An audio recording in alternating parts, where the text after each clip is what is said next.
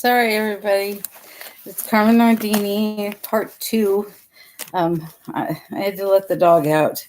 So um, I'm reading Leviticus 19 through 27. Sex, you must obey all of my laws and ordinances so that I will not throw you out of your new land. You must not follow the customs of the nations I cast out before you, for they do all these things I have warned you against. That is the reason I abhor them. I have promised you their land. I will give it to you to possess it. It is a land flowing with milk and honey. I am the Lord your God, who has made a distinction between you and the people of other nations. You shall therefore make a distinction between the birds and animals I have given you permission to eat and those you may not eat. You shall not contaminate yourselves and make yourselves hateful to me by eating any animal or bird which I have forbidden, though the land teem with them. You shall be holy to me, for I, the Lord, am holy, and I have set you apart from all other peoples to be mine. A medium or a wizard, whether man or woman, shall surely be stoned to death. They have caused their own doom.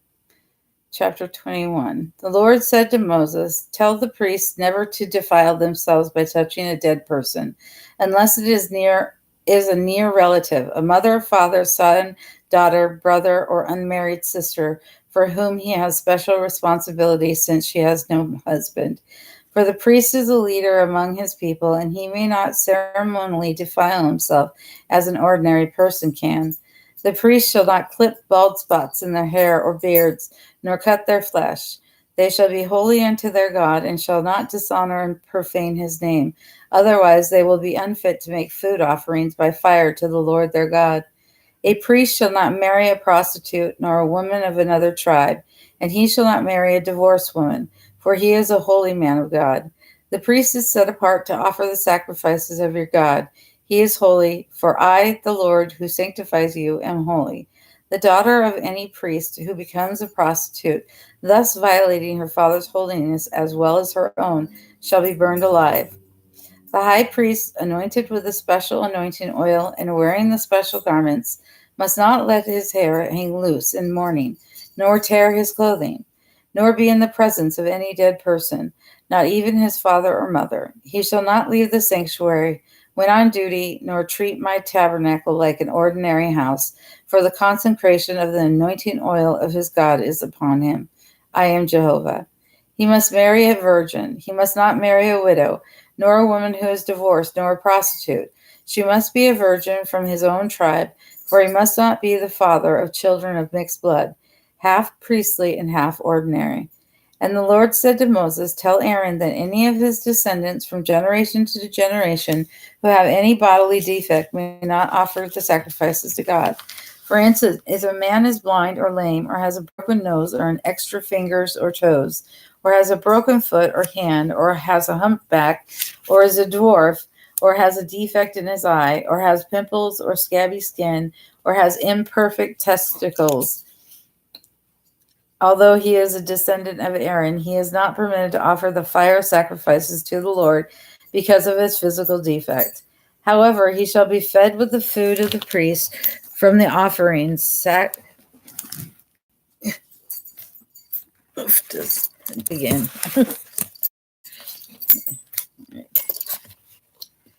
Sacrifice to God, both from the holy and most holy offerings. But he shall not go in behind the veil, nor come near the altar because of the physical defect. This would defile my sanctuary, for it is Jehovah who sanctifies it. So Moses gave these instructions to Aaron and his sons and to all the people of Israel. Chapter 22. The Lord told Moses, "Instruct Aaron and his sons to be very careful not to defile my holy name by desecrating the people's sacred gifts, for I am Jehovah. From now on and forever, if a priest who is ceremonially defiled sacrifices the animals brought by the people or handles the gifts dedicated to Jehovah, he shall be discharged from the priesthood. For I am Jehovah. No priest who is a leper or who has a running sore may eat the holy sacrifices until healed. And any priest who touches a dead person, or who is defiled by a seminal emission, or who touches any reptile or other forbidden thing, one who is ceremonially defiled for any reason, that priest shall be defiled until evening, and shall not eat of the holy sacrifices until after he has bathed that evening. When the sun is down, then he shall be purified again, and may eat the holy food, for it is his source of life. He may not eat any animal that dies of itself, or is torn by wild animals, for this will defile him. I am Jehovah. Warn the priests to follow these instructions carefully, lest they be declared guilty and die for violating these rules. I am the Lord who sanctifies them. No one may eat of the holy sacrifices unless he is a priest. No one visiting the priest, for instance, nor a hired servant may eat this food. However, there is one exception. If the priest buys a slave with his own money, that slave may eat it, and any slave children born in his household may eat it. If a priest's daughter is married outside the tribe, she may not eat the sacred offering. But if she is a widow or divorced and has no son to support her and has returned home to her father's household, she may eat of her father's food again. But otherwise, no one who is not in the priestly families may eat this food. If someone should eat of the holy sacrifices without realizing it, he shall return to the priest the amount he has used, with 20% added. For the holy sacrifices brought by the people of Israel must not be defiled by being eaten by unauthorized persons, for these sacrifices have been offered to the Lord. Anyone who violates this law is guilty and is in great danger, because he has eaten the sacred offerings. For I am Jehovah who sanctifies the offerings. And the Lord said to Moses, Tell Aaron and his sons and all the people of Israel that if an Israelite or another person living among you offers a burnt offering sacrifice to the Lord, whether it is to fulfill a promise or as a spontaneous free will offering, it will only be acceptable to the Lord if it is a male animal without defect. It must be a young bull or a sheep or a goat. Anything that has a defect must not be offered, for it will not be accepted. Anyone sacrificing a peace offering to the Lord from the herd or flock, whether to fulfill a vow or as a voluntary offering, must sacrifice an animal that has no defect, or it will not be accepted. An animal that is blind or disabled or mutilated, or which has sores or itch or any other skin diseases, must not be offered to the Lord. It is not a fit burnt offering for the altar of the Lord. If the young bull or lamb presented to the Lord had anything superfluous or lacking in its body parts, it may be offered as a free will offering, but not for a vow. An animal that has injured genitals, crushed or castrated, shall not be offered to the Lord at any time. This restriction applies to the sacrifices made by foreigners among you as well as those made by yourself, for no defective animal is acceptable for this sacrifice. And the Lord said to Moses, When a bullock, sheep, or goat is born, it shall be left with its mother for 7 days, but from the 8th day onward it is acceptable as a sacrifice by fire to the Lord. You shall not slaughter a mother animal and her offspring the same day, whether she is a cow or ewe. When you offer the Lord a sacrifice of thanksgiving, you must do it in the right way, eating the sacrificial animal the same day it is slain, leaving none of it for the following day. I am the Lord. You must keep all of my commandments, for I am the Lord. You must not treat me as common and ordinary. Revere me and hallow me, for I, the Lord, made you holy to myself and rescued you from Egypt to be my own people. I am Jehovah. 23. The Lord said to Moses, Announce to the people of Israel that they are to celebrate several annual festivals of the Lord, times when all Israel will assemble and worship me. These are in addition to your Sabbath, the 7th day of every week, which are always days of solemn rest in every home, times for assembling to worship and for resting times from the normal business of the week. These are the holy festivals which are to be observed each year. The Passover of the Lord, this is to be celebrated at the end of March. The festival of unleavened bread. This is to be celebrated beginning the day following the Passover. On the first day of this festival, you shall gather the people for worship, and all ordinary work shall cease. You shall do the same on the 7th day of the festival. On each of the intervening days, you shall make an offering by fire to the Lord. The festival of first fruits, when you arrive in the land I will give you, and reap your first harvest. Bring the first sheaf of the harvest to the priest on the day after the Sabbath. He shall wave it before the Lord in a gesture of offering, and it will be accepted by the Lord as your gift. That same day you shall sacrifice to the Lord a male yearling lamb without defect as a burnt offering. A grain offering shall accompany it, consisting of a fifth or a bushel of finely ground flour mixed with olive oil, to be offered by fire to the Lord. This will be very pleasant to him. Also offer a drink offering consisting of 3 pints of wine. Until this is done, you must not eat any of the harvest for yourselves, neither fresh kernels, nor bread, nor parched grain. This is a permanent law throughout your nation. The festival of Pentecost. 50 days later, you shall bring to the Lord an offering of a sample of the new grain of your later crops. This shall consist of 2 loaves of bread from your homes to be waved before the Lord in a gesture of offering. Bake this bread from a fifth of a bushel of fine flour containing yeast. It is an offering to the Lord of the first sampling of your later crops. Along with the bread and the wine, you shall sacrifice as burnt offerings to the Lord 7 yearling lambs without defects, 1 young bull, and 2 rams. All are fire offerings, very acceptable to Jehovah. And you shall offer 1 male goat for a sin offering, and 2 male yearling lambs for a peace offering. The priest shall wave these offerings before the Lord along with the loaves representing the first sampling of your later crops. They are holy to the Lord and will be given to the priest as food. That day shall be announced as a time of sacred convocation of all the people. Don't do any work that day. This is a law to be honored from generation to generation. When you reap your harvest, you must not thoroughly reap all the corners of the fields, nor pick up the fallen grain. Leave it for the poor and for foreigners living among you who have no land of their own. I am Jehovah your God. The festival of trumpets. Mid-September is a solemn time for all the people to meet together for worship. It is a time of remembrance and is to be announced by loud blowing of trumpets. Don't do any work on that day of the celebration, but offer a sacrifice by fire to the Lord. The Day of Atonement follows 9 days later. All the people are to come together before the Lord, saddened by their sin, and they shall offer sacrifice by fire to the Lord. Don't do any work that day, for it is a special day for making atonement before the Lord your God. Anyone who does not spend the day in repentance and sorrow for sin shall be excommunicated from his people, and I will put to death anyone who does any kind of work that day. This is the law of Israel from generation to generation.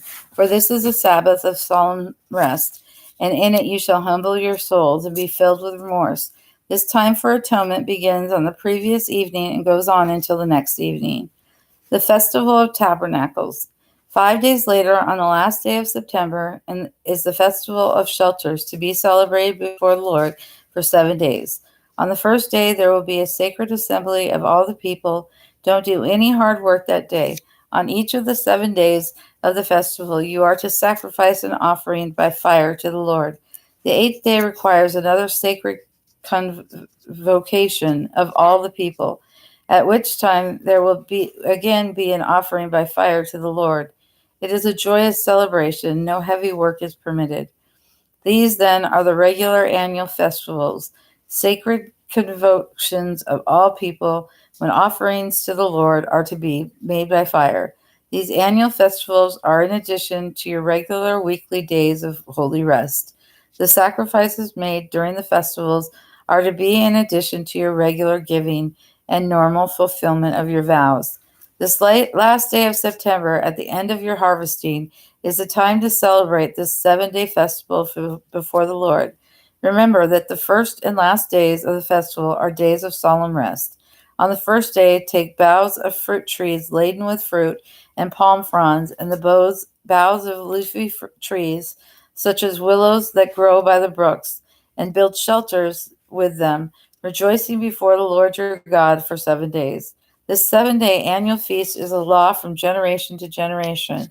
During those 7 days, all of you who are native Israelites are to live in shelters. The purpose of this is to remind the people of Israel, generation after generation, that I rescued you from Egypt and caused you to live in shelters. I am Jehovah your God. So Moses announced these annual festivals of the Lord to the people of Israel. Chapter 24. The Lord said to Moses, tell the people of Israel to bring you pure olive oil for an eternal flame in the lampstand of pure gold which stands outside the veil that secludes the Holy of Holies. Each morning and evening Aaron shall supply it with fresh oil and trim the wicks. It will be an eternal flame before the Lord from generation to generation. Every Sabbath day the high priest shall place 12 loaves of bread in 2 rows upon the golden table that stands before the Lord. These loaves shall be baked from finely ground flour, using a fifth of a bushel for each. Pure frankincense shall be sprinkled along each row. This will be a memorial offering made by fire to the Lord, in memory of his everlasting covenant with the people of Israel. The bread shall be eaten by Aaron and his sons, in a place set apart for the purpose. For these are offerings made by fire to the Lord under a permanent law of God and are most holy. Out in the camp one day, a young man whose mother was an Israelite and whose father was an Egyptian got into a fight with one of the men of Israel. During the fight, the Egyptian man's son cursed God and was brought to Moses for judgment. His mother's name was Shelomith, daughter of Debri of the tribe of Dan. He was put in jail until the Lord would indicate what to do with him. And the Lord said to Moses, take him outside the camp and tell all who heard him to lay their hands upon his head.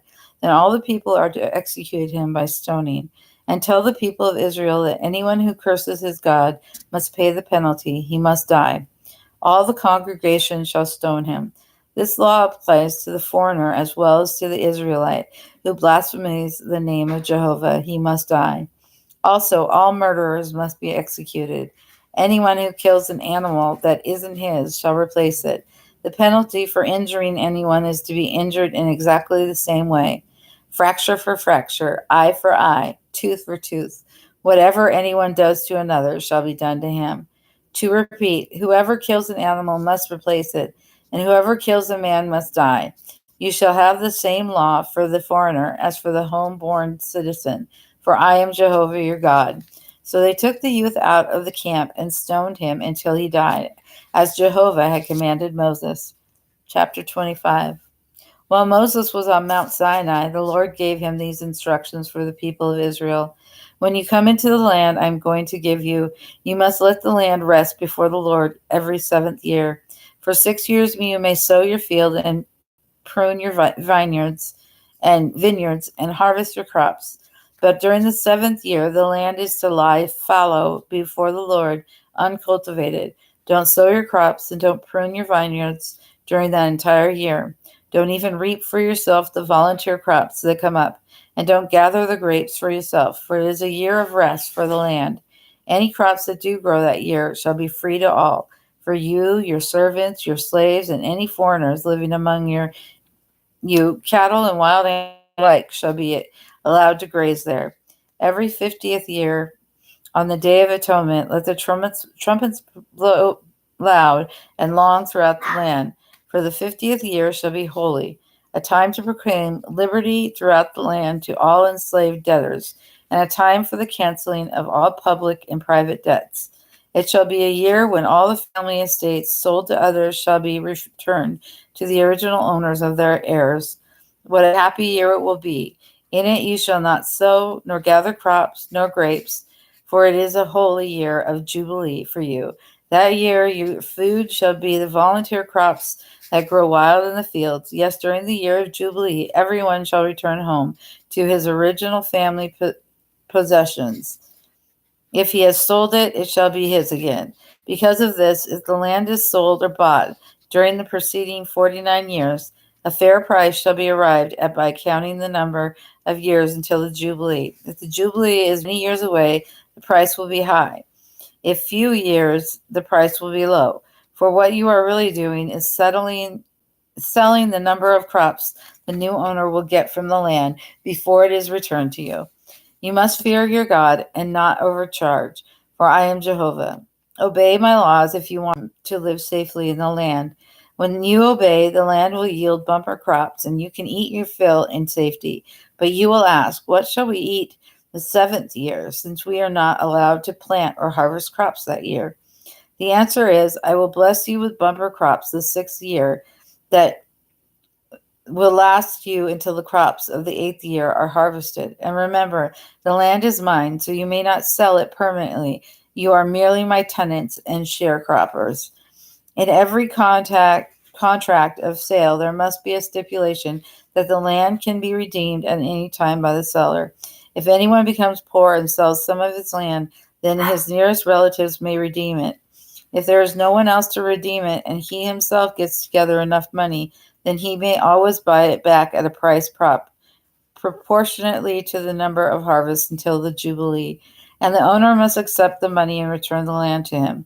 But if the original owner is not able to redeem it, then it shall belong to the new owner until the year of Jubilee. But at the Jubilee, it must be returned again. If a man sells a house in the city, he has up to 1 year to redeem it, with full right of redemption during that time. But if it is not redeemed within the year, then it will belong permanently to the new owner. It does not return to the original owner in the year of Jubilee. But village houses, a village is a settlement without fortifying walls around it, are like farmland, redeemable at any time and are always returned to the original owner in the year of Jubilee. There is one exception: the homes of the Levites. Even though in walled cities may be redeemed at any time, it must be returned to the original owners in the year of Jubilee, for the Levites will not be given farmland like the other tribes, but will receive only houses in their cities and the surrounding fields. The Levites are not permitted to sell the fields of common land surrounding their cities, for these are their permanent possessions, and they must belong to no one else. If your brother becomes poor, you are responsible to help him. Invite him to live with you as a guest in your home. Fear your God and let your brother live with you, and don't charge him interest on the money you lend him. Remember, no interest, and give him what he needs at your cost. Don't try to make a profit. For I, the Lord your God, brought you out of the land of Egypt to give you the land of Canaan, and it to be your God. If a fellow Israelite becomes poor and sells himself to you, you must not treat him as an ordinary slave, but rather as a hired servant or as a guest, and he shall serve you only until the year of Jubilee. At that time he can leave with his children and return to his own family and possessions. For I brought you from the land of Egypt, and you are my servants, so you may not be sold as ordinary slaves or treated harshly. Fear your God. However, you may purchase slaves from the foreign nations living around you, and you may purchase the children of the foreigners living among you, even though they have been born in your land. They will be permanent slaves for you to pass on to your children after you. But your brothers, the people of Israel, shall not be treated so. If a foreigner living among you becomes rich, and an Israelite becomes poor, and sells himself to the foreigner or to the foreigner's family, he may be redeemed by one of his brothers, his uncle, nephew, or anyone else who is a near relative. He may also redeem himself if he can find the money. The price of his freedom shall be in proportion to the number of years left before the year of Jubilee, whatever it would cost to hire a servant for that number of years. If there are still many years until the Jubilee, he shall pay almost the amount he received when he sold himself.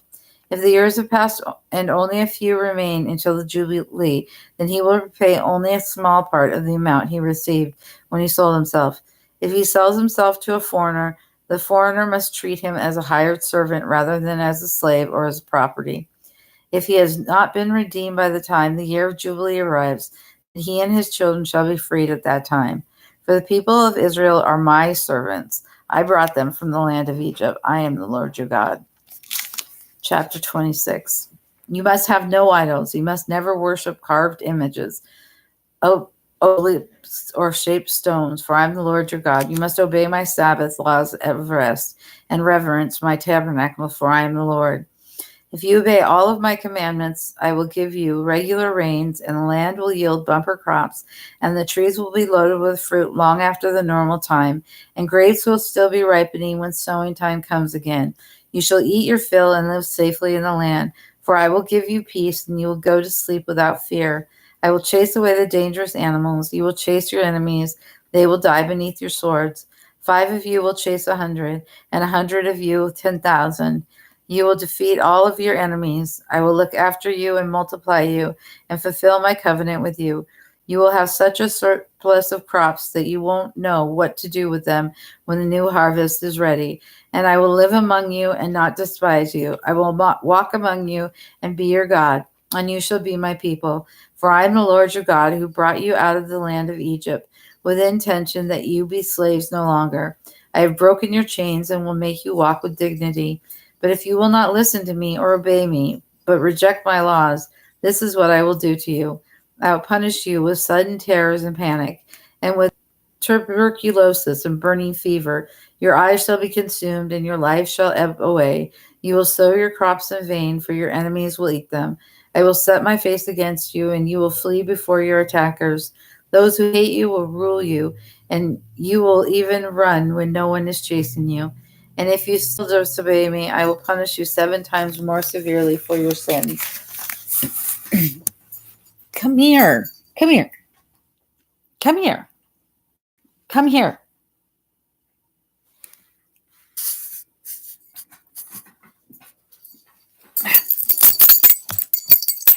Oh, no.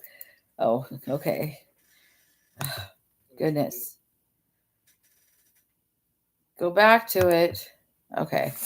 Sorry about that. Dog problems again. Don't close it, please, Pastor Paul. Pastor Paul, please don't close it. Leave it open a little bit, please. Thank you. And if you still disobey me, I will punish you 7 times more severely for your sins. I will break your proud power and make your heavens as iron and your earth as bronze. Your strength shall be spent in vain, for your land shall not yield its crops, nor your trees their fruit. And if even then you will not obey me and listen to me, I will use more plagues because of your sins. I will send wild animals to kill your children and destroy your cattle, and reduce your numbers so that your roads will be deserted.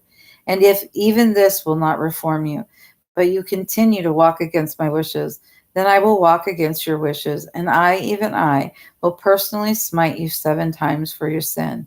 I will revenge the breaking of my covenant by bringing war against you. You will flee to your cities, and I will send a plague among you there, and you will be conquered by your enemies. I will destroy your food supply so that one oven will be large enough to bake all the bread available for 10 entire families, and you will still be hungry after your pittance has been doled out to you. And if you still won't listen to me or obey me, then I will let loose my great anger and send you 7 times greater punishments for your sins. You shall eat your own sons and daughters, and I will destroy the altars on the hills where you worship your idols. And I will cut down your incense altars, leaving your dead bodies to rot among your idols. And I will abhor you. I will make your cities desolate and destroy your places of worship, and will not respond to your incense offerings. Yes, I will desolate your land. Your enemies shall live in it, utterly amazed at what I have done to you. I will scatter you out among the nations, destroying you with war as you go. Your land shall be desolate and your cities destroyed. Then at last the land will rest and make up for the many years you refused to let it lie idle, for it will lie desolate all the years that you are captives in enemy lands. Yes, then the land will rest and enjoy its Sabbaths, and make up for the rest you didn't give it every 7th year when you lived upon it. And for those who are left alive, I will cause them to be dragged away to distant lands as prisoners of war and slaves. There they will live in constant fear. The sound of a leaf driven in the wind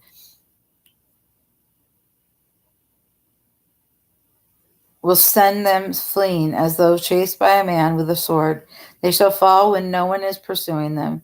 Yes, though none pursue, they shall stumble over each other in flight, as though fleeing in battle with no power to stand before their enemies. You shall perish among the nations and be destroyed among your enemies because of their sins, the same sins as those of their fathers. But at last they shall confess their sins and their fathers' sins of treachery against me, because they were against me. I was against them and brought them into the land of their enemies. When at last their evil hearts are humbled, and they accept the punishment I send them for their sins, then I will remember again my promises to Abraham, Isaac, and Jacob, and I will remember the land and its desolation. For the land shall enjoy its Sabbath as it lies desolate. But then at last they shall accept their punishment for rejecting my laws and for despising my rule.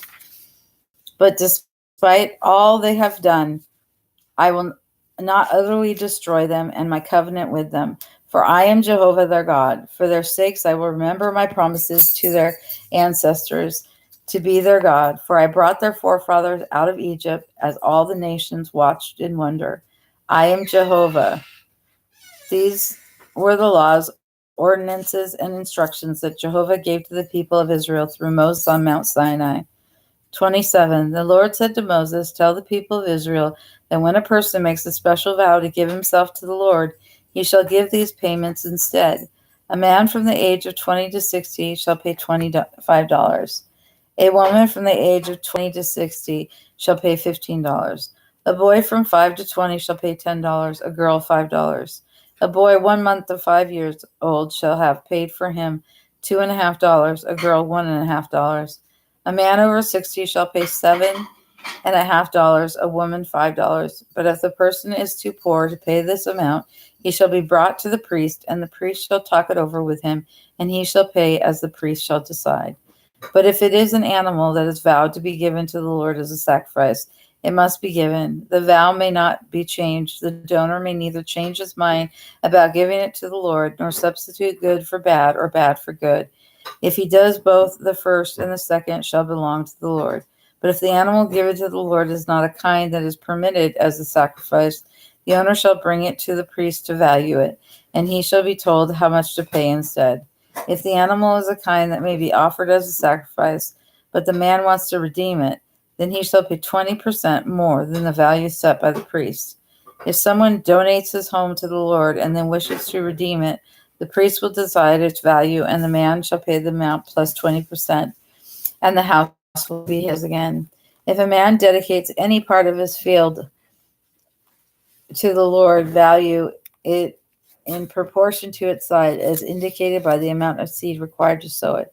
A section of land that requires 10 bushels of barley seed for sowing is valued at $25. If a man dedicates his field in the year of Jubilee, then the whole estimate shall stand. But if it is after the year of Jubilee, then the value shall be in proportion to the number of years remaining until the next year of Jubilee. If the man decides to redeem the field, he shall pay 20% in addition to the priest's valuation, and the field will be his again. But if he decides not to redeem the field, or if he has sold the field to someone else and has given to the Lord his rights to it at the year of Jubilee, it shall not be returned to him again. When it is freed in the year of Jubilee, it shall belong to the Lord as a field devoted to him, and it shall be given to the priest. If a man dedicates to the Lord a field he has bought, but which is not part of his family possession, the priest shall estimate the value until the year of Jubilee, and he shall immediately give that estimated value to the Lord.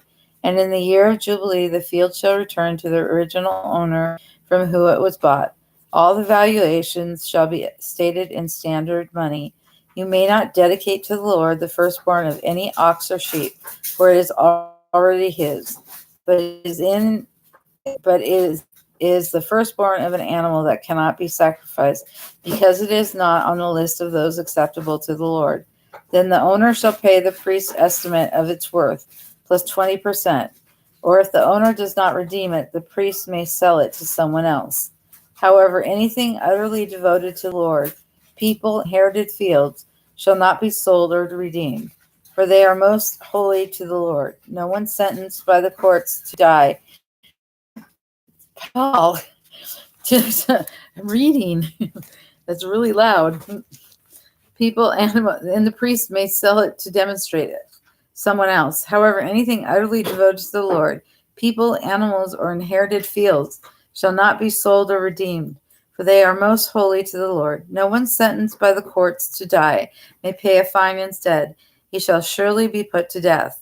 A tenth of the produce of the land, whether grain or fruit, is the Lord's and is holy. If anyone wants to buy back this fruit or grain, he must add a fifth to its value.